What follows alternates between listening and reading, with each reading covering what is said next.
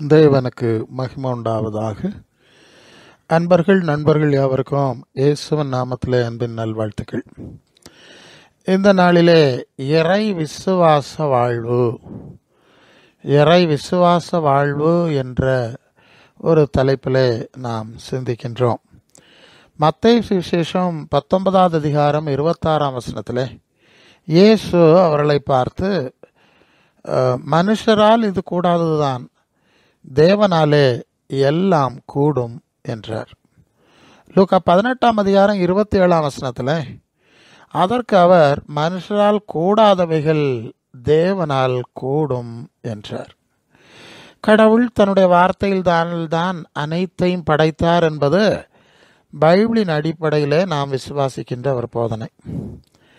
ஆனால் அவை அனைத்தையும் ஆதாமிடம் ஆட்சி செய்ய கொடுத்தார் என்பதை ஆதியாகமம் 1:28 படிக்கிறோம்.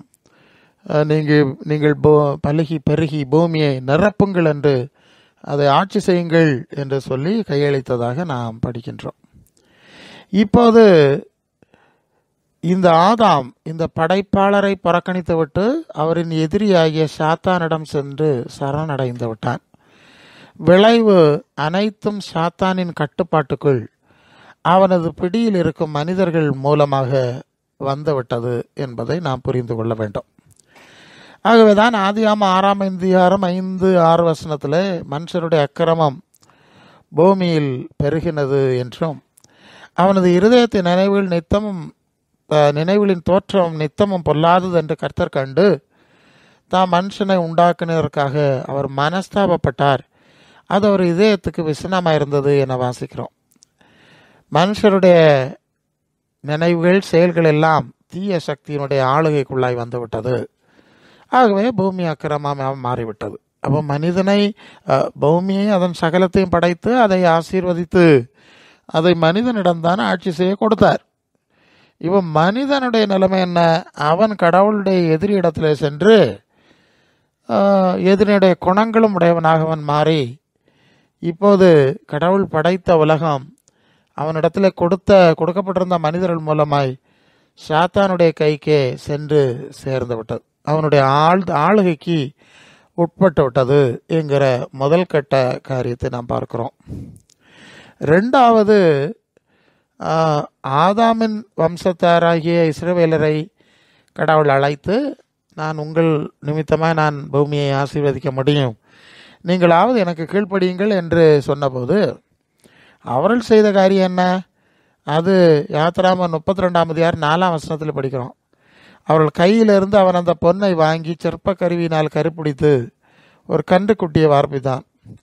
அப்பொழுது அவர்கள், இஸ்ரவேலரே, உங்கள் எகிப்து தேசத்திலிருந்து அழைத்து கொண்டு வந்த உங்கள் தெய்வங்கள் இவைகளே என்றார்கள். பாருங்கள், பல அற்புதங்களை செய்து அந்த ஜனங்களை நடத்தி கொண்டு வந்து, உங்களை நான் ஆசீர்வாதமாக வைக்கிறேன், உங்கள் நிமித்தமாக மற்றவர்களை ஆசீர்வதிக்கிறேன் என்று சொன்னால், இப்போது இவர்களும் கடவுளுடைய எதிரியாகிய சாத்தானின் வேலையை செய்தார்கள் என்ற காரியங்களை நாம் பார்க்கிறோம். இப்படி ஆதாம் முதல் இன்று வரை உள்ள அனைத்து மனிதருடைய மனங்களும் ஒரு தீய சக்தியினுடைய ஒரு ஆளுகைக்குள்ளே வந்துவிட்டது. 2 தீமோத்தேயு 2:26, பிசாசானவனுடைய இச்சையின்படி செய்ய அவனால் பிடிபட்டிருக்கிற அவர்கள் மறுபடியும் மயக்கம் தெளிந்து அவன் கண்ணிக்கு நீங்க தாக்கதாக சாந்தமாய் உபதேசம் பண்ண வேண்டும் என்று நாம் வாசிக்கிறோம். அப்போ மனிதர்களுடைய மனம் எல்லாமே தீய சக்தியினுடைய ஆளுகைக்குள்ளாய் வந்துவிட்டது என்கிறதா உலகத்தில் மனிதர்கள் செய்கிற கிரியைகள், அவருடைய செயல்களிலே நாம் புரிந்து கொள்கிறோம். நியாய நீதி ஒரு இடத்துல இல்லை, எல்லாம் அக்கிரமமாக தான் இருக்குது, ஏழைகளை வாழ விடவில்லை, நெருக்கிறார்கள், ஒடுக்கிறார்கள், நன்மையை கொடுக்கல, வழி விடலை, எத்தனையோ பிரச்சனை. அப்போ எல்லாமே தீய சக்தியினுடைய ஆளுகையில் இருக்கிறது என்பதை நாம் வழங்கி கொள்கிறோம். மனித உயிர்கள் தங்களுக்குள் மோதி அழிந்து கொண்டிருக்கிறார்கள் என்பதை நாம் பார்த்து கொண்டிருக்கிறோம். எபேசியர் 2ஆம் அதிகாரம் முதல் 3 வசனத்திலே நாம் படிக்கும்போது, அக்கிரமங்களினாலும் பாவங்களினாலும் மரித்தவர்களாக இருந்த உங்களை உயிர்ப்பித்தார், அவைகளில் நீங்கள் முற்காலத்திலே இவ்வுலக வழக்கத்துக்கு ஏற்றபடியாக கீழ்ப்படியாமையின் பிள்ளைகளிடத்தில் இப்பொழுது கிரியை செய்கிற ஆகாத அதிகார பிரபுவாகிய ஆவிக்கு ஏற்றபடியாகவும் நடந்து கொண்டீர்கள். அவர்களுக்குள்ளே நாம் எல்லாரும் முற்காலத்திலே நமது மாம்ச இச்சையின்படி நடந்து நமது மாம்சம் மனசும் விரும்பினவளை செய்து சுவாபத்தினாலே மற்றவர்களைப் போல கோப ஆக்கினைகளின் பிள்ளைகளாக இருந்தோம் என்று படிக்கின்றோம். ஆகாயத்து அதிகார பிரபுவின் ஆவி என்பது தீய சக்தியை குறிக்கிறது. அந்த தீய சக்தியினுடைய ஆளுகைக்குள்ளே வந்தீர்கள். உலகம் எல்லாம் அந்த தீய சக்தியின் ஆளுகைக்குள்ளே இருக்கிறது. ஆகவே உலகத்தில் உள்ள எல்லா தீமையான, மோசடியான, அநியாயமான, அக்கிரமமான, துன்மார்க்கமான வழக்கங்களை செய்கிறவர்களாக இந்த மனிதர்கள் மாறிவிட்டார்கள். மனசில் தோணுது மாதிரி தான் அவனும் நடக்கிறான். அது மற்றவங்களுக்கு நன்மையா தீமையா என்றெல்லாம் யோசிக்கலை. அப்படி ஒரு பொல்லாத சூழல் இங்கே உண்டாயிருக்கிறது.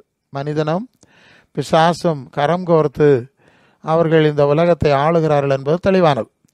அதனால தான் லூக்கா 4:5 பின்பு பிசாசு அவர் உயர்ந்த மலையின் மேல் கொண்டு போய் உலகத்தின் சகல ராஜ்யங்களையும் ஒரு நிமிஷத்திலே அவருக்கு காண்பித்து, இவள் எல்லாவற்றின் மேலுள்ள அதிகாரத்தை, இவளின் மகிமை எமக்கு தருவேன், இவள் எனக்கு தான் ஒப்பு கொடுக்கப்பட்டிருக்கிறது, எனக்கு இஷ்டமானவனுக்கு இவளை கொடுக்கிறேன், நீர் என்னை பணிந்து கொண்டால் இவையெல்லாம் உமக்கு தருவேன் என்று சொல்லுகிறார். எனக்கு ஒப்பு கொடுக்கப்பட்டிருக்கிறது. இது ஆதாம்கிட்ட கொடுத்தது. அவங்கெல்லாம் ஏன் அன்றைக்கி வந்துட்டாங்க? நான் சொல்கிறதான் கேட்குறாங்க, என் இஷ்டம் தான் செய்கிறாங்க, என் கட்டுப்பாட்டில் இருக்கிறாங்க. ஸோ அவங்கள்ட்ட கொடுத்ததும் எல்லாமே இப்போ என்னுடைய கட்டுப்பாட்டில் இருக்கிறது என்று சொல்கிறான். இதுதான் உண்மை. யோவான் 18:36 இயேசு சொல்வார், என்னுடைய ராஜ்யம் எந்த உலகத்துக்குரியது அல்ல அப்படின்னு சொல்கிறார். அப்போது இயேசுக்கு இந்த ராஜ்யம் இல்லைன்னா சாத்தான் இடத்துல தான் இருக்கிறதுங்கிறதும் மிக தெளிவான ஒரு காரியம். 1 யோவான் 5:19 சொல்வது, நாம் தேவனால் உண்டாயிருக்கிறோம் என்றும் உலகம் முழுவதும் பொல்லாங்கனுக்குள் கிடக்கிறது என்றும் அறிந்திருக்கிறோம் என படிக்கிறோம். நம்மெல்லாம் தேவனால் உண்டாயிருக்கிற தேவ பிள்ளைகளாக இருக்கிறோம். ஆனால் உலகம் எல்லாம் பிசாசுக்குள்ளே கிடக்கு, சாத்தானுக்குள்ளே கிடக்கு என்கிறத அவரும் உறுதிப்படுத்துவதை நாம் பார்க்குறோம். சாத்தானின் ஆட்சியில் இருக்கும் இந்த உலகில் பரலோக தேவ சித்தம் செய்யும் மனிதர்கள் வாழ முடியுமா என்ற ஒரு முக்கியமான கேள்வி இருக்கிறது. இது சவாலான விஷயம்தான். அதாவது இறை விசுவாசம் உள்ள மனிதர்கள் மற்ற மனிதர்களின் அடிமைத்தனங்களில் சிக்கிக்கொள்ளக்கூடிய காரணம், அடிப்படை இங்கே தான் இருக்குது.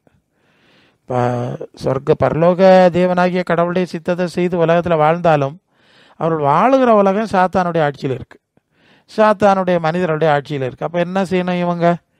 இவங்களும் அந்த உலகத்துக்கு, அந்த மனிதர்களுடைய பிடியில் சிக்கிக்கொள்ள வேண்டிய ஒரு நிர்பந்தம் ஏற்படுகிறது என்பதை நாம் இங்கே புரிந்து கொள்கிறோம். ஆக எப்படியோ இந்த உலகத்தில் வாழுகிற மனிதர்கள் இறை நம்பிக்கை உள்ளவர்களானாலும் இந்த உலகத்துக்கும் மனிதர்களுக்கும் மனித சிஸ்டத்துக்கும் அடிபணிந்து, ஏதோ ரீதியில் அடிபணிந்து, கடவுள்னு சொன்னாலும் இறை விசுவாசம் இருக்குது, கடவுள் நம்பிக்கை இருக்குது, செபிக்கிறோம் அப்படிலாம் சொல்லிக்கிட்டாலும் அவர்களால் இந்த உலகத்தின் அடிமைத்தனத்திலிருந்து விடுதலை அடைய முடியாது, வெளியேற முடியாது. மனிதர்களுடைய நெட்வொர்க்குள்ளேருந்து வெளியே வர முடியாது. அவங்க என்ன சொன்னாலும் அந்த உலகத்தையும் மனிதர்களையும் ஏதோ ரீதியில் திருப்திப்படுத்தி அவர்களுடைய தயவில் வாழ வேண்டிய ஒரு கட்டாயத்தில் தான் அவர்களும், மற்ற மனிதர்களெல்லாம் அதில் தான் இருக்காங்க, அந்த நெட்வொர்க்கில் தான் போயிட்டுருக்குறாங்க. அதனால் உலக காரியெல்லாம் அவங்களுக்கு ஈஸியாக கிடச்சிடுது. அந்த உலகத்தின் நெட்வொர்க் எல்லாம் சார்ந்து அதை ஏற்றுக்கொண்டு அதுக்கு அடிப்படையில் போய் அவர்கள் உலகத்தின் உயர்ந்த ஸ்தானத்துக்கு போயிடுறாங்க. ஆனால் இது இறை விசுவாசிகள்னு சொல்கிறவங்களுக்கு நிலைமை என்னது? அவர்களுக்கு நிலைமை ரொம்ப சிக்கல். இவர்களுக்கு இப்போ உலகத்துக்கும் சரணடைய முடியாது, மனிதர்களுக்கும் சரணடைய முடியாது, சாத்தான்டையும் சரணடைய முடியாது. கடவுள்னு சொன்னால் இந்த கடவுளுடைய ஆட்சியில் உலகம் இல்லைங்கிற ஒரு ஆபத்தான பிரச்சனை இருக்கிறது. இப்போ என்ன செய்கிறதுன்னு அவர்கள் சிக்கிக்கொள்ளுகிற ஒரு சூழ்நிலை இருக்கிறது என்பதை நாம் ஒப்புக்கொண்டு தான் ஆக வேண்டும். இப்போ இயேசு இந்த வழியாக தான் கடந்து போனார். அவர் ஞானஸ்நானம் பெற்று கரையேறி பரிசுத்தாவியை பெற்று வனாந்தரத்துக்கு சென்றார். அந்த நாட்களில் ஒன்றும் பசியாது இருந்தார். அவருக்கு பிறகு பசியை உண்டாயிற்று. அவளுக்கு பிசாசு சொல்கிறான், நீர் தேவனுடைய குமாரனானால் இந்த கல்லுகளெல்லாம் அப்பமாக்கும்படி சொல்லும் அப்படிங்கிறான். பசியாக இருக்குது. நீர் வாழணும்னா இந்த உலகத்தில் உள்ள வாழ்வாதாரத்தில் தான் வாழ முடியும். நீர் இருக்கிற இடத்துல ஒன்றும் இல்லை, இந்த கல்லுகள் தான் இருக்குது. இதை அப்பமாக்கி நீர் சாப்பிட்டா தான் நீர் பிழைக்க முடியும், வேறு வழி இல்லை. உலகத்தில் வாழணும்னா உலகத்தின் வாழ்வாதாரம் இல்லைன்னா வாழ முடியாது, அதான் உண்மை என்று சுட்டி காட்டுகிறான். அப்போது ஏசு சொல்லுகிறார், மனுஷன் அப்பத்தினாலே மாத்திரம் இல்லை, தேவனுடைய ஒவ்வொரு வார்த்தையினாலும் பிழைப்பான் என்று எழுதியிருக்கிறது. பிசாசு சொல்கிறான், உலகத்தின் வாழ்வாதாரத்தில் தான் நீ வாழ முடியுங்கிற. சொல்கிறார், இல்லை, பரலோக தேவனுடைய வார்த்தை அவருடைய செயலினால் வாழ முடியும் என்று. இந்த உலகத்தால் முடியாதது, மனுஷனால் முடியாதது தேவனால் முடியும் என்கிற ஒரு அடிப்படையை சுட்டி காட்டி தருவதை நாம் பார்க்கிறோம். இந்த உலகத்தில் உலக வளங்களின் அடிப்படையில் தான் வாழ முடியும் என சாத்தான் எப்போதும் பேசி கொண்டிருக்கிறதுனால எல்லாரும் அவனுக்கு சரணடைந்து விடுகின்றார்கள் என்பதுதான் உலகத்தில் நடந்து கொண்டிருக்கிறதான ஒரு காரியம். வேறு வழியில் இல்லை, இது ஒன்று தான் வழி. அதனால் எல்லாரும் அவனுக்கு சரணடைஞ்சிடுறாங்க. ஆனால் இயேசு மாத்திரம் இதுக்கு விதி விலக்காய் பேசுகிற ஒரு காரியத்தை நாம் பார்க்குறோம். அவர் விதி விலக்கு அதுக்கு எதிராக பேசுகிறார். மனுஷன் அப்பத்தினால மாத்திரம் இல்லை, அப்பத்தினால பிழைக்கிறது உலகத்தில் இருக்கலாம், பரலோகத்தின் தேவனுடைய வார்த்தை அவருடைய வழிமுறையினாலும் பிழைக்க முடியும் என்ற ஒரு காரியத்தை அவன் எதிராக பேசுகிற காரியத்தை, இயேசு பேசுகிற காரியத்தை நாம் பார்க்குறோம். ஸோ இறை விசுவாசத்தில் வாழும்படி அழைக்கப்பட்டவர்கள், இயேசுவின் சீடர்களாக வாழும்படி அழைக்கப்பட்டவர்கள் இந்த அடிப்படையை சரிவர புரிந்து கொள்ள வேண்டும். ஏன்னா இந்த அடிப்படையில் தான் அவர்கள் இந்த உலகத்தில் வாழ முடியும். இயேசுவின் சீடர்கள் உலகத்தின் வாழ்வு ஆதாரங்களை நம்பி வாழ முடியாது. ஆதாரங்களை நம்பி வாழ, ஏன்னா எல்லாமே அது சாத்தானுடைய மக்கள்கிட்டையும் இருக்கிறதுனால இவர்களுக்கு வாழ முடியாதுங்கிறது உண்மை. ஆனால் இவர்களுக்கு மேலான சகலத்தையும் படைத்த ஒரு தேவன் இருக்கிறார். அவருடைய வார்த்தை அவருடைய வழிமுறையினால் வாழ முடியும் என்பதை அவர்கள் கற்றுக்கொள்ள வேண்டும். இந்த ஒரு இறை விசுவாச அனுபவத்தை தான் தேவன் தான் அழைத்த ஆபிரகாமுக்கும் அவனுடைய சந்ததியாராகிய இஸ்ரவேலருக்கும் கற்றுக் கொடுத்தார் என்ற சம்பவத்தை பார்க்கிறோம். அது நீங்கள் ஆதியாகமம் 12ஆம் அதிகாரம் முதல் வசனத்தில் வரும்போது, ஆதியாகமம் 12:1, கர்த்தர் ஆபிரகாமை நோக்கி, நீ உன் தேசத்தையும் உன் இனத்தையும் உன் தகப்பன் வீட்டையும் விட்டு புறப்பட்டு நான் உனக்கு காண்பிக்கும் தேசத்துக்கு போ என்று அனுப்புகின்றார். எந்த இடம்னு தெரியாது, அவனுக்கு சொத்து சுதந்திரம் அது இது அங்கே உள்ள அசையா சொத்து எல்லாத்தையும் விட்டு ஏதோ எடுத்துக்கொண்டு போகக்கூடிய காரியங்களை எடுத்து விட்டு அவனை போக சொல்லுகின்றார். எபிரேயர் 11:8 சொல்லுது, விசுவாசத்தினாலே ஆபிரகாம் தான் சுதந்திரமாய் பரப்பவர இடத்துக்கு போகும்படி அழைக்கப்பட்ட போது கீழ்ப்படிந்து தான் போகும் இடம் இன்னதென்று அறியாமல் புறப்பட்டு போனான் அப்படின்னு அந்த வசனம் சொல்லுது. ஸோ பார்த்தீங்களா, புறப்பட்டு போகும்போது எங்கே போனோம், போகிற இடத்துல உள்ள சோர்ஸ் என்ன ஒன்றுமே தெரியாது, அப்படியே போனான். அப்போ இறை அழைப்பு பெற்றவர்கள் இப்படி தான் இந்த உலகத்தின் எந்த காரியங்களையும் எதிர்காலத்தையும் ஒரு நம்பிக்கையும் இல்லாமல் தான் அவர்கள் கடந்து போக வேண்டும். இந்த உலகத்தினுடைய சூழ்நிலை அப்படி தான் இருக்கிறது. 9வது வசனத்தில், விசுவாசத்தினாலே அவன் வாக்குத்தத்தம் பண்ணப்பட்ட தேசத்திலே பரதேசியை போல சஞ்சரித்து அந்த வாக்குத்தத்தத்துக்கு உடன் சுதந்திரராகி ஈசாக்கோடும் யாக்கோபோடும் கூடாரங்கள் குடியிருந்தான் என்கிற காரியத்தை நாம் பார்க்குறோம். ஏனெனில் தேவன் தாமே கட்டி உண்டாக்கின அஸ்திபாரங்குள்ள நகரத்துக்கு அவன் காத்திருந்தான். அவனுக்கு தெரிஞ்சிட்டு இங்கே நிரந்தரம் இல்லை, நான் பரதேசி தான், நம்ம இங்கே வாழ முடியாது, இந்த வாழ்வாதாரங்களை நம்பி வாழவும் முடியாது. ஸோ ஒரு பரலோக கடவுள் உண்டாக்குற சூழ்நிலை இருக்குது, அங்கே போனோம், அதுவரை இந்த பரதேசியாக சுற்றிட்டு நடக்கணும், அவ்வளோதான் என்கிற அறிவுக்கு வந்திருக்கிறான். பிறகு அவரது வாரிசுகளாகிய இஸ்ரவேலரை எகிப்தில் அவருடைய எதிரிகளின் கையிலேயே உபத்திரவங்களுக்கு ஒரு கட்டத்தில் ஒப்பு கொடுத்துட்றாரு. அவங்க மிதிக்கிறாங்க, கஷ்டப்படுத்துகிறாங்க, துன்பப்படுத்துகிறாங்க, அவங்க தயவு கிடைக்கல. இப்போ அவங்க என்ன செய்கிறாங்கன்னா, தங்கள் பிதாக்களை வழிநடத்தி வந்த அந்த தேவனை நோக்கி கூப்பிடுறாங்க, எங்கள் பிதாக்களின் தேவனே, எங்கள் பிதாக்களின் தேவனே, எங்களை விடுவியும், எங்களுக்கு உதவி செய்யும்னு சொல்லி அவர்கள் கூப்பிடுற காரியத்தை பார்க்குறோம். தேவன் அவர்களுக்காக இறங்கி தனது வல்லமையை தனது ஜனங்களுக்கும் அவர்களின் எதிரிகளுக்கும் காண்பித்தார் என்பதை நாம் யாத்ரா புஸ்தகத்தில் வாசிக்கிறோம். அது யாத்ரா 3:19-20 வரும்போது, ஆனாலும் எகிப்தின் ராஜா கை வல்லமை கண்டால் ஒழிய உங்களை போக விடான் என்று நான் அறிவேன். ஆகையால் நான் என் கையை நீட்டி எகிப்தின் நடுவிலே நான் செய்யும் சகலவித அற்புதங்களாலும் அதை வாதிப்பேன், அதற்கு பின் அவன் உங்களை போக விடுவான். அப்போ என்னுடைய வல்லமையை பார்க்காம அவன் விடமாட்டான். அவன் உலகத்தினுடைய அதிகாரம் உதிர்ட்டு ஆளுகை உங்களை வாழ விடாது, ஒரு நாளும் வாழ விடாது. தேவனா தன்னுடைய வல்லமை காட்டி உங்களை விடுவிச்சா தவிர நீங்கள் நிச்சயமாக வாழ முடியாது. இதை இறை விசுவாசிகளும் இயேசுவின் சீஷர்களும் தெளிவாக புரிந்து கொள்ள வேண்டும். அப்போ நிறைய அற்புதங்களை அல்லது வல்லமையான காரியங்களை அவர் செஞ்சு அந்த ஜனங்களுடைய பிடியிலிருந்து இஸ்ரவேல் ஜனங்களை அவர் விடுவித்தார் என்ற சம்பவத்தை நாம் பார்க்குறோம். மனிதனுடைய அதிகாரத்தை விட தேவனுடைய அதிகாரம் பெரியது என்பதை, அந்த இறை அதிகாரத்தை விசுவாசித்து தான் இவர்கள் காலம் முழுவதும் வாழ வேண்டும் என்பதையும் கற்றுக் கொடுக்கும்படியாக தான் தேவன் இப்படிப்பட்ட ஒரு காரியத்தை செய்திருக்கிறார். பிறகு அவர்களை எந்த வாழ்வாதாரங்களும் இல்லாத ஒரு வனாந்திர அனுபவத்துக்கு கொண்டு 40 வருஷம் எந்த வாழ்வாதாரங்களும் இல்லாத நிலையில் அற்புதமாய் நடத்தி கொண்டு வந்தார் என்ற செய்தியை நாம் பார்க்குறோம் இல்லையா?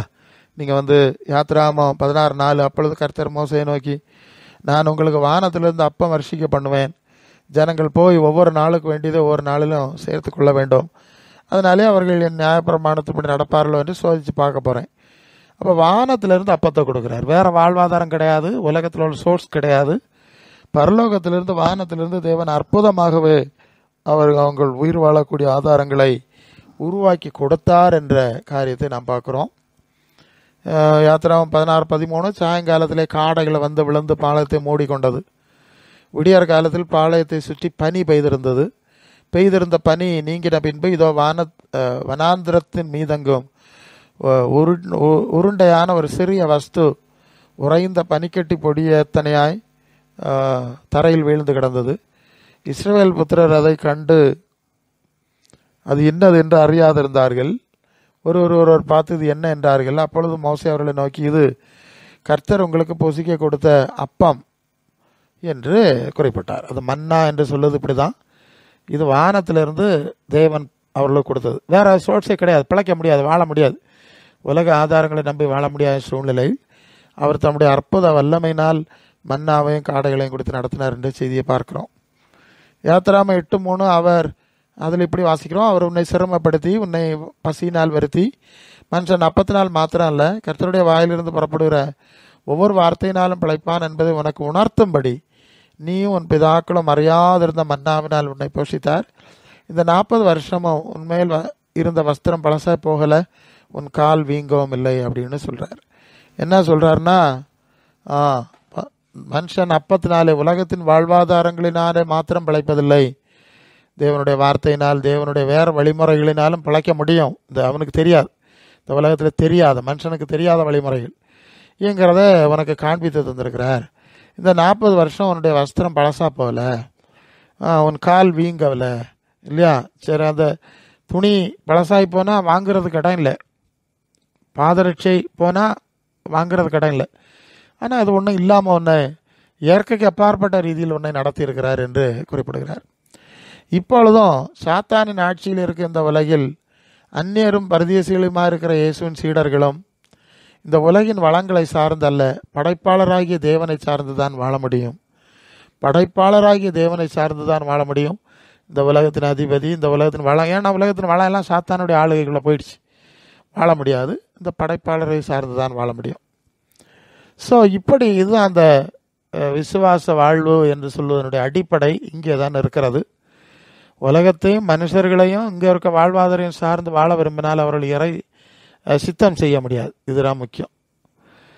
இறை சித்தம் செய்கிறவர்கள் உலகத்தில் உள்ள சோர்ஸை நம்ப முடியாது. ஆனால் இது சாத்தானுக்கும் மனுஷனுக்குள்ளே இருக்கிறனால அது எல்லா வழியும் உங்களுக்கு அடைச்சிட முடியும். ஸோ ஆகவே தேவனை சார்ந்து வாழ வேண்டும். இது ரொம்ப முக்கியமான ஒரு விஷயம். இந்த விஷயத்தில் மிக பெரும்பாலானவர் வெற்றி பெறாததுனால எந்த கடவுளை இயேசுன்னு சொல்லிக்குவான், கடவுளை சொல்லிக்குவான், எதை சொன்னாலும் உலகத்தில் உள்ள வாழ்வாதாரம் எங்கே இருக்குது? அது மனுஷன்ட்ட இருக்கா? வேறு ரீதியில் எடுக்க முடியுமா? இந்த சூழ்நிலைக்குள்ளே தான் அவங்க அடிமைப்பட்டவர்களாக இருப்பார்கள். அதுக்கு வெளியே அவங்க பரலோகம், கடவுள், தெய்வீகம், தேவச்சிதெல்லாம் பேச முடியாது. பேசினா ஜனங்கள்லாம் போயிடுவாங்க, அதை கேட்க மாட்டாங்க. அப்போ ஜனங்கள் எதை கேட்பார்களோ, எதை விரும்புவார்களோ அதை தான் அவங்களுக்கு கொடுக்கணும், அதை தான் அவங்கள்ட்ட பேசணும்.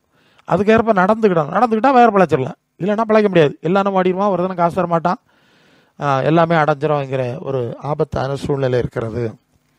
ஸோ இந்த நிலையில் தேவன் எப்படிப்பட்டவர்களுக்கு இந்த உதவி செய்கிறாருங்கிறத நம்ம தொடர்ந்து பார்க்கணும். முதலாவது அதாவது 1 பேதுரு 2:11 பேதுரு சொல்வார், பிரியமானவர்களே, அந்நியர்களும் பரதேசிகளுமா இருக்கிற நீங்கள் ஆத்மாவுக்கு விரோதமாக போர் செய்கிற மாம்ச இச்சைகளை விட்டு விலகி என்று குறிப்பிடுவார். அப்போ ஆத்மாவுக்கு விரோதமாய் போர் செய்கிற காரியங்கள் என்ற ஒரு விஷயத்தை அவர் குறிப்பிடுகிறார். அப்போ ஆத்மா தான் முக்கியமானது. இதுக்கு விரோதமாய் சரீரம், உடல் ரீதியிலான காரியங்கள் இருக்கிறது, அதெல்லாம் முக்கியம், ஆத்மா தான் முக்கியம் என்கிற ஒரு காரியத்தை குறிப்பிடுறாரு. அப்போ ஆத்மாவுக்கு உரியவளை சிந்திப்பது, மாம்ச சரீரத்துக்கு வாழ்வுக்குரியவளை சிந்திப்பதுன்னு 2 விஷயம் இருக்கிறதை நாம் புரிகிறோம். அப்போ ஆத்மாவுக்கு உரியவைகளுக்காக கவலைப்படுகிறவர்களுக்கு மட்டும்தான் பரலோக தேவன் உதவி செய்கிறார். காரணம், இந்த ஆத்மா தான் அந்த பரலோக தேவனிடம் செல்லக்கூடியது. அப்போ பரலோக தேவனிடம் செல்லக்கூடியது ஆத்மா தான். அப்போ அந்த சரீரம் போகுது, எலும்பு சதையும் போகுது. அப்போ அந்த ஆத்மாவுக்கு உரியவர்களை யாரை தேடுறாங்களோ அவர்களுக்கு பரலோக தேவன் உதவி செய்கிறார். புரிச்சிருப்பீங்கன்னு நினைக்கிறேன். பரலோக தேவனிடத்தில் சரீர வாழ்வு போகாது, உலக வாழ்வு போகாது. மண்ணில் தடுக்கப்பட்டால் மண்ணுக்கு திரும்புவார். அப்போ அந்த வாழ்வுக்குரிய காரியங்களை தேடுகிறவருக்கு பரலோக தேவன் பெரிய அளவு உதவி செய்கிறதில்ல. அது சாதாரணமாக நல்லவருக்கும் புல்லவருக்கும் மழையை பெய்ய பண்ணுகிறாருன்னு ஒன்று இருக்குது, அந்த எல்லையோட முடிஞ்சிடும். அதுக்கு மேலே கூடுதலாக எதிர்பார்க்க முடியாது. இது அனுபவத்தில் காரியம். ஆத்மாவுக்குரியவைகளை தேடுகிறவர்களுக்கு மட்டும்தான் பரலோக தேவன் முழுமையாக உதவி செய்ய முடியும். மற்றவர்களுக்கு செய்ய முடியாது. அவர்கள் உலகின் ஆதாரங்களை பார்த்து கொள்ளட்டும், உலக வழிக்கு போயிடட்டும், மனிதர்களுக்கு அடிமையாகி வாழ்ந்து கொள்ளட்டும், அவ்வளோதான், முடிஞ்சு போச்சு.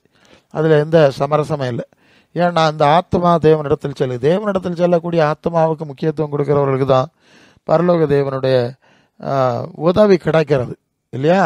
அவருக்கு உதவி கிடைக்கிறதுங்கிறத முதலாவது புரியணும். மார்க் 8:36-37 மனுஷன் உலகம் முழுவதும் ஆதாயப்படுத்தினாலும் தன் ஆத்மாவை நஷ்டப்படுத்தினாலும் அவனுக்கு லாபம் என்ன? மனுஷன் தன் ஆத்மாவுக்கு ஈடாக எதை கொடுப்பான்? இதான் ஏசு சொல்கிறார். நீ உலகம் அம்பட ஆதாயப்படுத்தினாலும் ஆத்மாவுக்கு ஈடாக ஒன்றும் இல்லை. ஏன்னா ஆத்மா தான் சாவுக்கு வரும், அதுதான் தேவனிடத்தில் செல்லணும். அந்த ஆத்மாவுக்குரிய சிந்தை இல்லாதவர்களுக்கு தேவன் என்னத்துக்கு உதவி செய்யணும்? அது அவருக்கு ஆத்மாவுக்கு சம்மந்தம் இல்லைன்னா அவரிடத்தில் செல்லாத, அவரோடு தொடர்பில்லாத, அவரோடு ஐக்கியத்தில் இல்லாத ஆத்மாக்களுக்கு அல்லது வர உலக வாழ்வை நினைக்கிறவங்களுக்கு அவர் உதவி செய்ய போகிறதில்ல. லூக்கா 12:20 தேவனோ அவனை நோக்கி, மதிகேடனே, உன் ஆத்மா அவனிடத்திலிருந்து ராத்திரியில் எடுத்துக்கொள்ளப்படும், அப்பொழுது நீ என் சேகரித்தவர்கள் யாருடையதான்? அப்போது உலகத்தில் உள்ள காரியெல்லாம் சேர்த்து வைக்கிறவங்க, அதிலே நம்பிக்கை வைக்கிறவங்க இப்படி தான் இருக்கிறாங்க. ஆத்மா ராத்திரி ஒரே உறக்கத்திலே போயிட்டோன்னா எல்லாம் வேஸ்ட் ஆயிரும். அப்போ இப்படிப்பட்ட சரீரத்துக்காகவும் வேஸ்டாகி போகிற காரியங்களுக்காகவும் ஓடிட்டு நடக்கிற ஆளுகளுக்கு பரலோக தேவன் உதவி செய்ய மாட்டார். சரி, நீங்கள் ஓடிட்டு மண்ணுக்கு எடுத்து மண்ணுக்கு போங்க, தட்ஸ் ஆல், எல்லோரும் மாதிரி வாழ்ந்துட்டு போங்க. எனக்கு உதவி உங்களுக்கு என்னத்துக்கு? எனக்கு உங்களுக்கு தான் சம்மந்தம் இல்லை, நீங்கள் என்கிட்ட வரப்போகிறதில்ல, எனக்கு சித்தம் செய்ய போகிறதில்ல. ஆகவே ஆத்மாவுக்குரிய சிந்தை இருக்கிறதா என்று பார்த்து கொள்ள வேண்டும். நீங்கள் அவருடைய அது எபேசியர் 3:16 நீங்கள் அவருடைய ஆவியினாலே உள்ளான மனுஷனில் வல்லமையாக பலப்படணும். ஆவினா தேவன் ஆவியாக இருக்கிறார், யோவான் 4:24. இந்த ஆவி ஒருத்தருக்குள்ளே வரும்போது உள்ளான மனுஷனை தான் பலப்படுது, புறம்பான மனுஷனை இல்லை. அது ரொம்ப முக்கியம். முதல்ல ஆத்மா, ஏன்னா இதுதான் அங்கே போகுது அவர்கிட்ட, அதனால் அதை தான் பலப்படுத்துது. ஆனால் நீங்கள் ரோமர் 8:11-12 இயேசுவை மரித்தோரிலிருந்து எழுப்பினவருடைய ஆவி உங்களில் வாசமாக இருந்தால் கிறிஸ்துவை மரித்தோரிலிருந்து எழுப்பினவர் உங்களில் வாசமாக இருக்கிற தம்முடைய ஆவியினாலே சாவுக்கு ஏதுவான உங்கள் சரீரங்களை உயிர்ப்பிப்பாருன்னு சொல்லியிருக்கு. சாவுக்கு ஏதுவான அழிவுக்குரிய சரீரத்தை உயிர்த்து ஒரு புதிய சரீரத்தை கொடுப்பார் என்ற செய்தி இருக்கிறது. இது யாருக்கு இதை செய்கிறாருன்னா, யார் யார் ஆத்மாவை, இந்த ஆத்மாவை தேவனோடு இணைக்கும்படி ஆத்மாவுக்குரியவளை தேடும்படி செயல்பட்டாங்களோ அவங்களுடைய சரீரங்களை மட்டும்தான் உயிர்ப்பிப்பார். இதுதான் ரொம்ப முக்கியம். அந்த ஆத்மாவுக்குரியவளை தேடாதவர்களுடைய சரீரத்தில் அவர் செயல்பட வேண்டிய அவசியம் இல்லை, உயிரை உடைக்க வேண்டிய அவசியம் இல்லை, உயிர்ப்பிக்க வேண்டிய அவசியம் இல்லை. ஒரு நன்மையும் இல்லைல்ல, இன்னைக்கு சாவலைன்னா நாளைக்கு சாவ போகிறா, முடிஞ்சு போச்சு, தெய்வத்திட்ட போக மாட்டான். அதனால் ஆத்மாவை குறித்து முக்கியத்துவம் செலுத்துகிறவர்களுக்கு தான் தேவன் உதவி செய்கிறார். அதனால தான் அது ரோமர் 8:12 ஆகையால் சகோதரரே, மாம்சத்தின்படி பிழைப்பதற்கு நாம் மாம்சத்துக்கு கடனாளிகள் அல்லன்னு வாசிக்கிறோம். மாம்சத்தின்படி பிழைப்பதற்கு மாம்சத்துக்கு நாம் கடனாளிகள் இல்லை, ஆத்மாவுக்கு ஏற்றபடி பிழைக்க தான் கடனாளி. அதுதான் அந்த வசனம். மாம்சத்துக்கும் மாம்ச பிரகாரமான உலகத்துக்கும் வாழ்க்கைக்கும் ஓடிட்டு நடக்கிறவர்களுக்கு தேவன் உதவி செய்ய மாட்டார். அது அவருக்கு தேவையில்லை, அதுக்கு சம்மந்தம் இல்லை. அதனால தான் இங்கே கரெக்டாக சொல்லிட்டு நாம் மாம்சத்தின்படி பிழைப்பவருக்கு கடனாளிகள்லாம் அதுக்கு ஆண்டவர் அழைக்கவில்லை, அது பொறுப்பில்லைன்னு தெளிவாய் சொல்லியிருக்கிற காரியங்களை பார்க்குறோம். 3 யோவான் 1:2 சொல்லுது. 3 யோவான் 1:2 பிரியமானவனே, உன் ஆத்மா வாழுகிறது போல நீ எல்லாவற்றிலும் வாழ்ந்து சுகமாக இருக்கும்படி வேண்டுகிறேன். அந்த பிரியமானவன், யோவானுக்கு பிரியமானவன், யோவானுடைய நண்பர், நீ முதல்ல ஆத்மாவில் வாழுகிறாய், அதுபோல் மற்ற காரியங்களே வாழணும்னு சொல்கிறார். நீ ஆத்மாவில் வாழாமல் இருந்தால் ஒன்று நான் வாழ்த்த மாட்டேன், நீ வாழ்ந்தா என்ன செத்தா என்ன, நீ வாழணும்னு எனக்கு ஆசையே கிடையாது. ஆத்மாவில் வாழுகிறவர்களுக்கு தான் மற்ற காரியங்களையும், அவர்களுக்கு அந்த ஆத்மா வாழணும் இல்லையா, அப்போ அதுக்கேற்ப கொஞ்ச காலம் இருக்கணும் இல்லையா, அவசியங்கள் வேணும் இல்லையா, அதை அவர் கொடுக்குறார் என்பதை நாம் புரிந்து கொள்கிறோம். மற்ற 6ஆம் அதிகாரம் 31 33 வசனத்தில் என்னத்தை உண்போம், என்னத்தை குடிப்போம், என்னத்தை உடுப்போம் என்று கவலைப்படாதீர்கள், இவையெல்லாம் அஞ்ஞானிகள் நாடி தேடுகிறார்கள், இவையெல்லாம் உங்களுக்கு வேண்டியவள் என்று உங்கள் பரமபிதா அறிந்திருக்கிறார். முதலாவது தேவனுடைய ராஜ்யத்தை அவருடைய நீதியை தேடுங்கள், அப்பொழுது இவைகள் உங்களுக்கு கூட கொடுக்கப்படும். இப்போ என்ன புரியுது? என்னத்தை சாப்பிடுவோம், என்னத்தை உடுப்போம், என்னத்தை குடிப்போம்னு நீங்கள் கவலைப்படாதுங்க. நீங்கள் முதல்ல பரலோக தேவனுடைய சித்தம் செஞ்சால் இல்லையா, அதான் 6:32, இவையெல்லாம் அஞ்ஞானி தேடுறாங்க. உங்களுக்கு வேண்டிய வேண்டு உங்கள் பரமபிதா, நீங்கள் உங்களுடைய ஆத்மா பரமபிதாவோடு இணைக்கப்பட்டிருந்தால் மட்டுமே உங்கள் தேவையை அவர் பார்த்துட்டு இருப்பார், அதுக்கு புறப்படுப்பார்.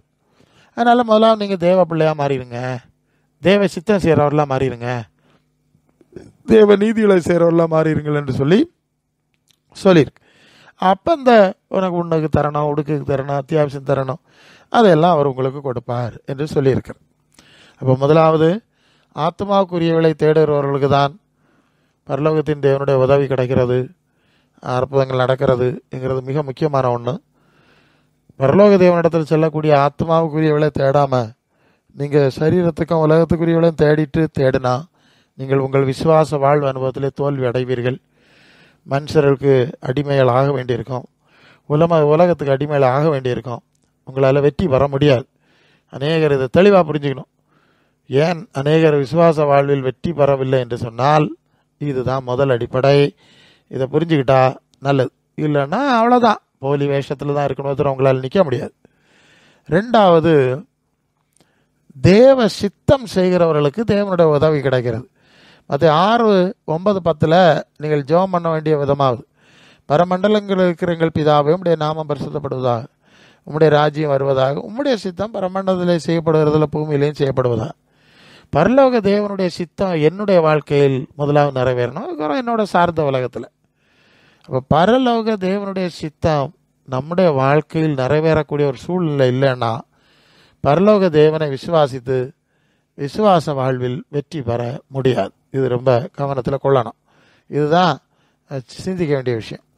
லூக்கா 4ஆம் அதிகாரம் 5-7 வரை பிசாசு சொல்கிறான், எல்லா உலக ராஜ்யம் இருக்குது, என்ன பணிஞ்சுக்கிட்டேன்னா நான் இதெல்லாம் உனக்கு தந்துடுவேன் அப்படி சொல்லுகிறான். அதனால தான் நிறைய பேர் சாத்தானை சேவித்து போயிடுறாங்க. அப்படியே இயேசுன்னு சொல்லிக்கிறவங்க அப்படி போயிடுவாங்க, போய் விடுகிறார்கள். இப்படி உலகத்தின் சூழ்நிலை இருக்கிறது. என்னை பணிஞ்சு கொண்டா நான் எல்லாம் தருவேன் அப்படின்னு கேட்குறேன்.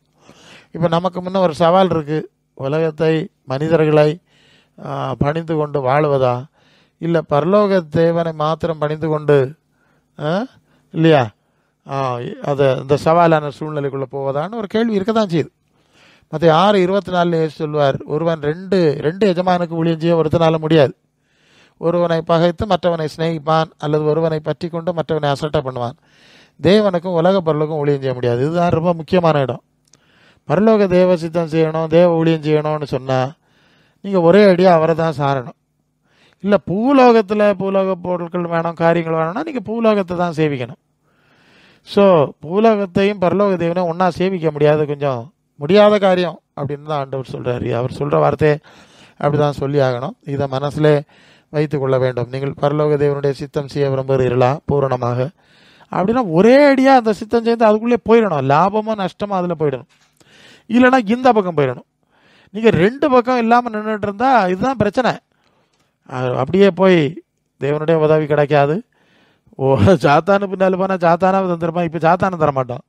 2 பேரும் இல்லை, மாட்டிக்கிடக்கூடிய ஒரு நிலை இருக்கிறது. அதனால் ஒரே அடியாக தேவ சித்தம் செய்து தேவனுக்குள்ளே 100க்கு 100 மூழ்கி விட வேண்டும். யோவான் 17:14 நான் உம்முடைய வார்த்தையை அவர்களுக்கு கொடுத்தேன், நான் உலகத்தான் அல்லாது போல அவர்களும் உலகத்தார் அல்ல, அதனால் உலகம் அவரை பகைக்கிறது. இப்போ ஏசு சொல்கிறார், நானும் உலகத்தில் இருந்தேன், இந்த உலகம் சாத்தானுக்குள்ள கிடக்கு, எனக்கும் உலகத்தையும் சம்மந்தம் இல்லை. ஆமாம், அதனால் அது என்ன பகைக்குது, என்னுடைய சீடர்களையும் பகைக்கிறது. ஏன்னா அவங்களே நான் இப்படி ஒரு உலகத்திலேருந்து பிரித்து எடுக்கிற கான்செப்டுக்குள்ளே வந்துட்டேன், பரலோக பிதா சித்தம் செய்ய கூட்டிகிட்டு வந்துட்டேன். அதனால் உலகம் பகைக்கிறது, வேறு வழி இல்லை. இதுதான் உண்மை. ஒன்றில் உலகத்தில் நில்லு, இல்லைன்னா பிதா சித்தம் செய்து முழுமையானு. ரோமர் 12:2 நீங்கள் இந்த பிரபஞ்சத்துக்கு வேஷம் தெரியாமல் தேவனுடைய பிரியவன் நன்மையும் பரிபூர்ணமான சித்தம் என்னதென்று பகுத்தறியத்தக்கதாய் மனம் புதிதாகி மறுரூபமாகணும். உலகத்தில் வாழும்போது பரலோக தேவன் யார், அவருடைய விருப்பம் என்ன, அவருடைய சித்தம் என்ன அப்படின்னு ஒரு தேடல் இருக்கணும். தேவன் பல வழிகளில் உங்களுக்கு அதை கற்றுக் கொடுப்பார். அதில் நடக்கணும். அது ரொம்ப முக்கியமான ஒரு காரியம். அதுக்கு தான் அவர் நம்ம அழைச்சிருக்கார். ஒன்று பூலை வச்சு தான் செய்யுக்கு அழைக்கவே இல்லை, உனக்கு நான் சோறு தர போகிறதும் இல்லை. சாத்தான் சித்தம் செய்யுக்கு நான் உனக்கு என்னத்துக்கு சோறு தரணும், நான் ஒன்றே என்னத்துக்கு நான் வாழ வைக்கணும், போ நீ விலகுத்து போ, அவனை பணிச்சுட்டு அவன் தருவான், பூமியின் வருந்த ஸ்தானத்தில் ஏறிட்டு போயிட்டே இரு. என்னுடைய சித்தம் செய்தியானா நான் உனக்கு உதவி செய்வேன். அதை பற்றி சிந்திச்சுட்டே இருந்தியானா உனக்கு உங்கள் மனசில் என்ன சிந்தை இருக்குன்னு பார்க்கணும். ஜனங்கள் நினைக்கிறாங்க உலகத்தில் இருந்துட்டு பரலோக தேவனை பேர இயேசு இயேசுன்னு சொல்லிட்டு நம்ம நினைச்ச மாதிரிலாம் சாதிச்சிடலாம் நினைக்கிறாங்க. நினைக்க முடியாது. ஒன்றில் உலகம் வேணுமா, உலக மக்களுக்கு பின்னால் போ.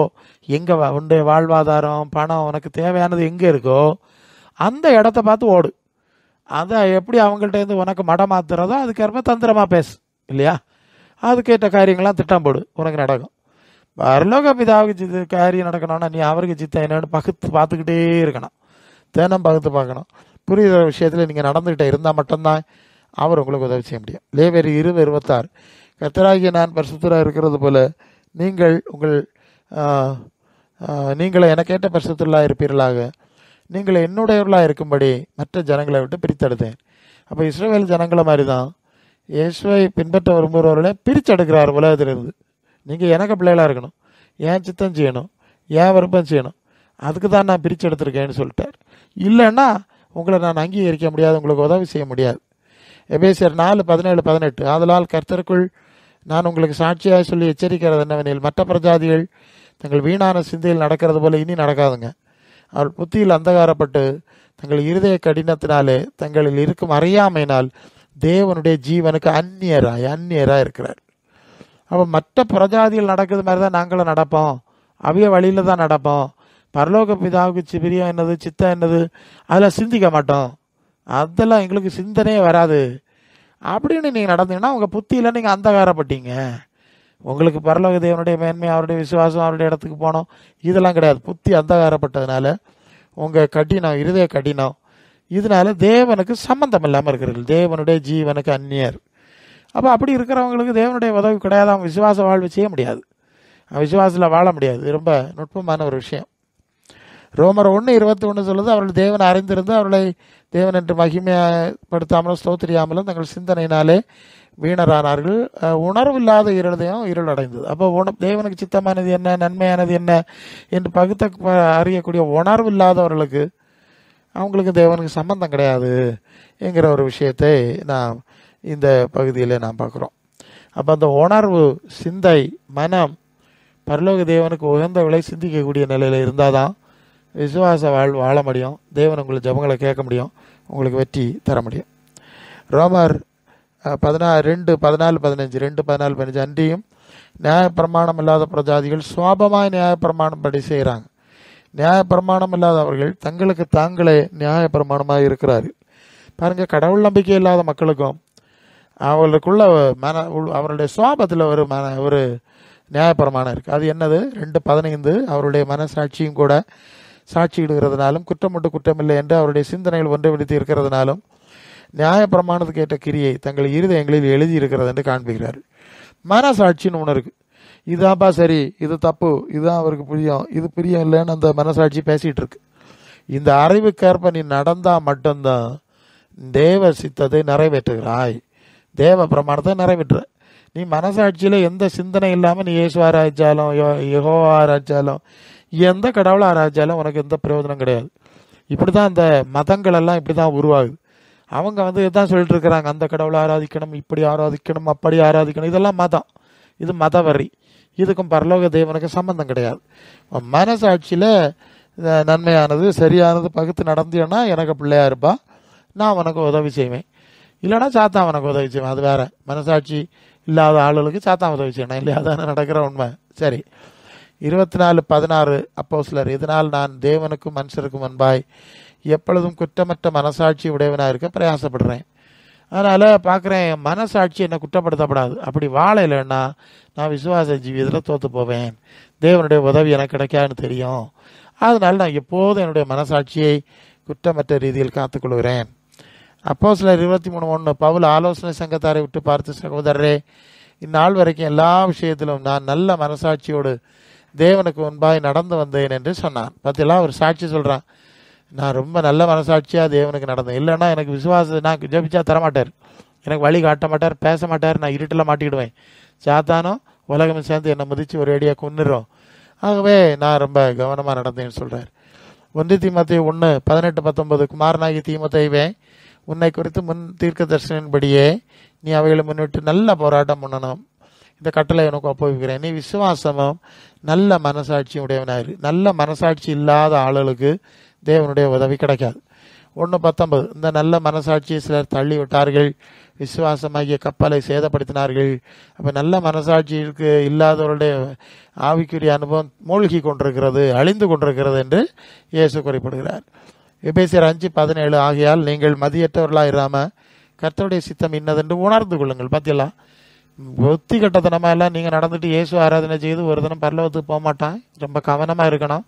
இதை சொன்னாதான் இயேசு ஆராதனை மன்றங்கள்லாம் ஆடி அலறது, ஐயோ மாட்டிக்கிட்டோமே, இயேசு ஆராய்ச்சா போயிடலான்னு போய் சொல்லிட்டோம், இயேசுவின் பேரில் சில சடங்காச்சாரங்கள் செய்துட்டா போயிடலான்னு நினச்சிருந்தோம், அப்படி தான் எல்லாரையும் பழக்கி வச்சுருந்தோம், இப்போ எல்லாம் உடஞ்சி போச்சே, இதெல்லாம் வேஸ்ட்டு, பயன்படாது, மனசாட்சி சரி பண்ணு அப்படின்னு செய்தி கேட்டோன்னே எல்லாம் அலற ஆரம்பிச்சிருவான்.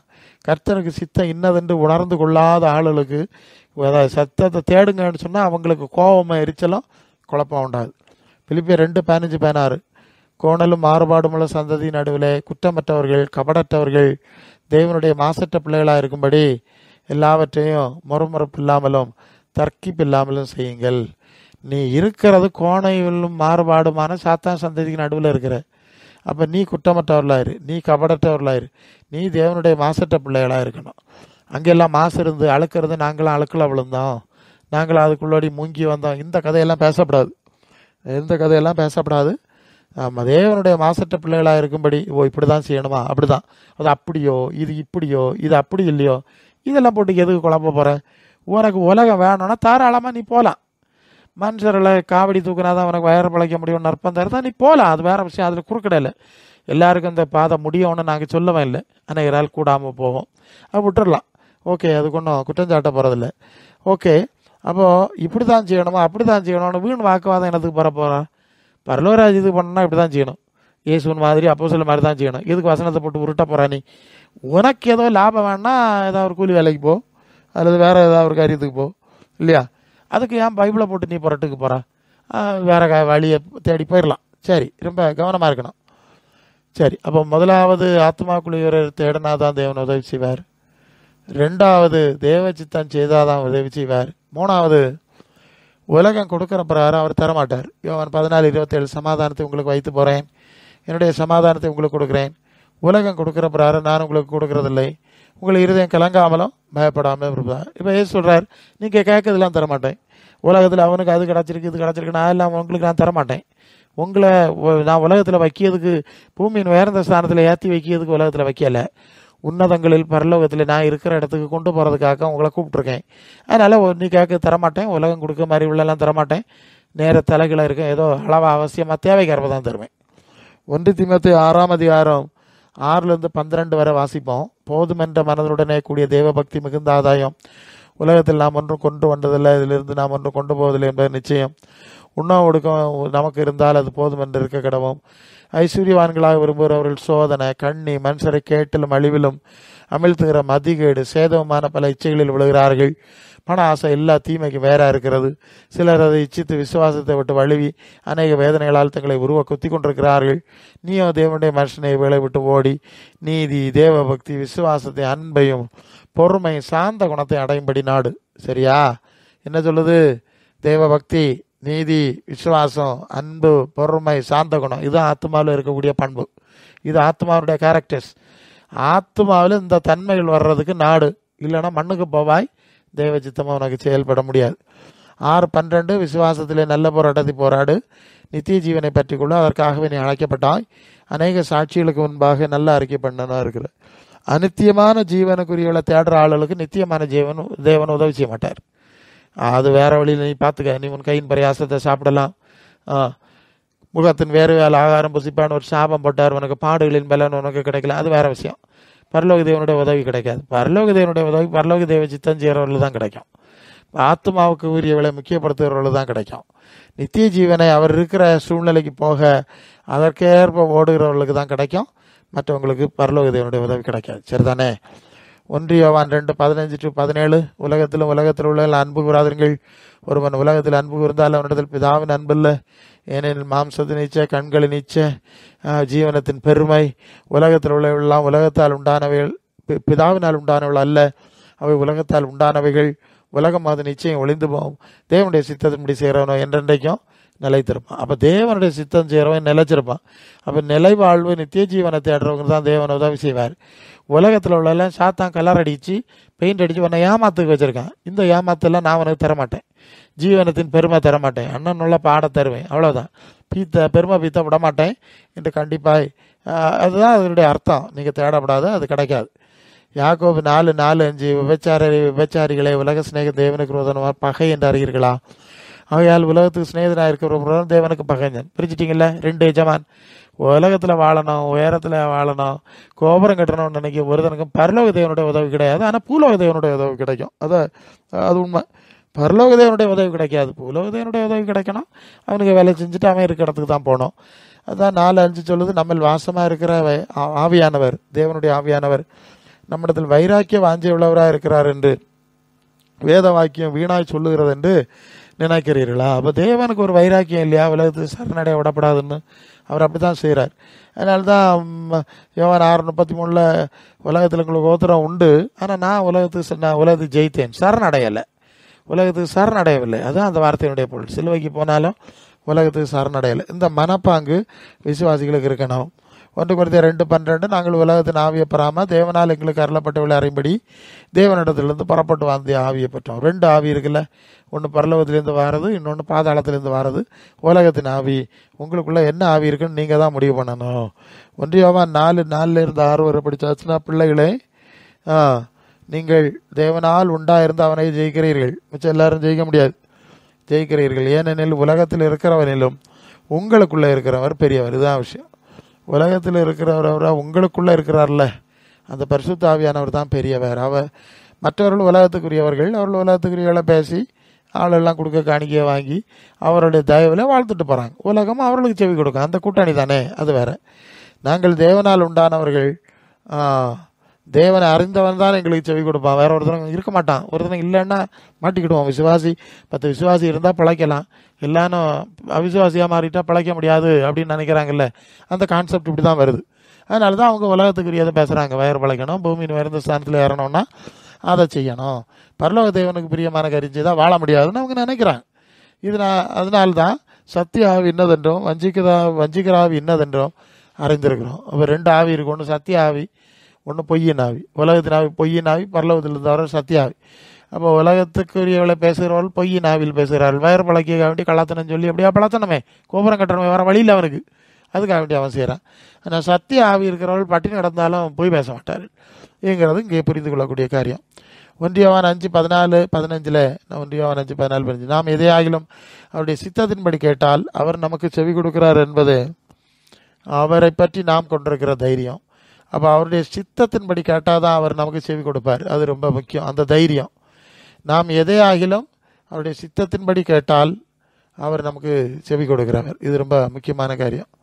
சித்தமில்லாமல் கேட்டால் அதாவது நாம் எதை கேட்டாலும் அவர் நமக்கு செவி கொடுக்கிறார் என்று அறிந்திருந்தோமானால் அவரிடத்தில் கேட்ட விலை பெற்றுக்கொண்டோம் என்று அறிந்து கொள்ளுங்கன்னு 15ஆம் வசனம் சொல்லுது.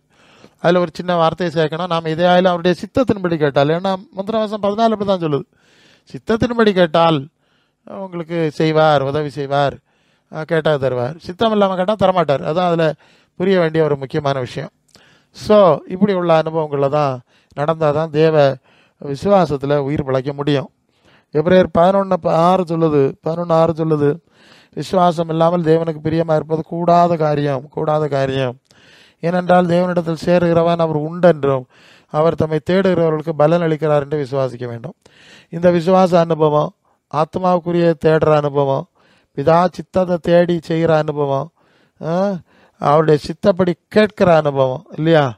இந்த மாதிரிப்பட்ட அனுபவங்கள் இருந்தால் தான் நாம் விசுவாச வாழ்விலே ஜெயிக்க முடியும். இல்லைன்னா நீங்கள் கடவுளுடைய பேரை சொல்லிட்டு மனுஷனுக்கு அடிமைகளாக அவருடைய காணிக்கை, அவருடைய வருமானம், இதில் தான் நம்ம வாழ வேண்டியிருக்கோம். இதை மனசில் நீங்கள் கொள்ள வேண்டும். இது அடிப்படை தெரியணும். அதுக்கப்புறம் தான் இனி அடுத்த எல்லைக்கு நாம் செல்ல முடியும். அது அடுத்த எல்லைக்கு நாம் பார்க்கலாம். இந்த வார்த்தையினாலே தேவன் நம் அனைவரையும் ஆசீர்வதித்து நல்வழிப்படுத்தி நடத்துவாராக. ஆமென்.